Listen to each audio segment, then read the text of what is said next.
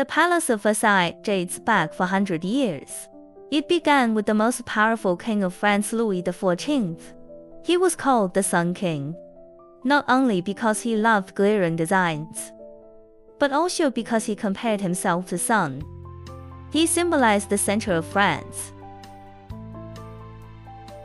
And the Palace of Versailles was where he realized this dream. The Palace of Versailles was originally just a hunting lodge for Louis XIV's father, Louis XIII. But Louis XIV decided to transform it into the most magnificent palace in the world. In order to make the palace worthy of his power, he summoned the top architects, painters, and gardeners of the time. It took more than 50 years to complete it. Isn't it crazy? Do you know how big the Palace of Versailles is? The palace has more than 2,300 rooms, area of more than 67,000 square meters.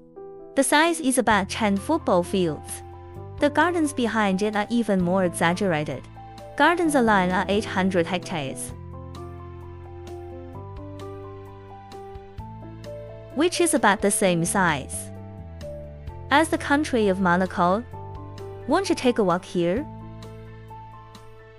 Even if you are well prepared, you may not be able to visit everything in a day. One of the most famous places in the Palace of Versailles is the Hall of Mirrors.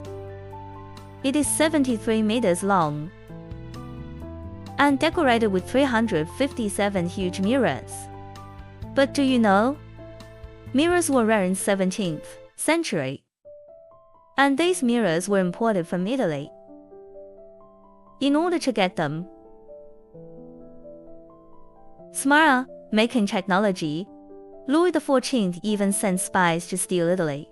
However, the Hall of Mirrors is not only a luxurious place, it is also a witness to history. In the 1919 year, the Treaty of Versailles of World War I was signed here, which changed the world pattern of the entire 20th century. Standing here, can you also feel the intersection of time? Walking out of the palace, you would find another breathtaking scene, Versailles Garden. It was designed by the famous gardening master Lenotre. This 800-hectare garden is almost larger than the entire center of Paris. Especially the fountains. Louis XIV used them to show off France's technological and artistic achievements.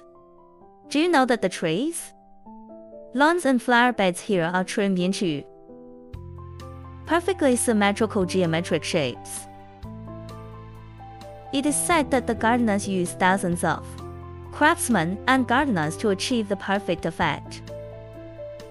What's more amazing is that the fountains here are driven by the 18th century hydraulic system, and the water can flow out without electricity. It is simply the black technology of the 18th century. But if you think it would be wrong to say that Versailles is only magnificent, to the north of the palace, there are two hidden treasures, the Grand Trianon and the Petit Trianon, whose atmosphere is more relaxed and close to nature than the main palace. The Grand Trianon symbolizes the place where Louis XIV, Louis XV, and Louis XVI used to hold private parties and enjoy pastoral life, while the Petit Trianon is more private and personalized. The Petit Trianon, once originally built for Louis XV's mistress, Madame Pompadour, but later became favorite place of Louis XV's wife Marie Antoinette. This small and warm place is dedicated to Marie Antoinette. She was the most controversial queen in French history. She was tired of the rules and constraints of court. So she had a pastoral village built where she could live a life pretending to be a farmer. This place is in sharp contrast to the luxurious Versailles Palace. It is like a dream of escaping reality. But it is also a symbol of the huge gap between the royal family and civilian life before the French Revolution. Of course, Versailles is not only a symbol of luxury and power. It is also full of mysterious legends. Some people said that in the dead of night, tourists have seen people dressed in 18th century costumes strolling in the garden. There are also rumors that in the Hall of Mirrors, you can occasionally hear faint footsteps and whispers, as if the souls of the past are still wandering here. Although these legends sound incredible, we have to admit that Versailles does have a magic that allows people to travel through time and space.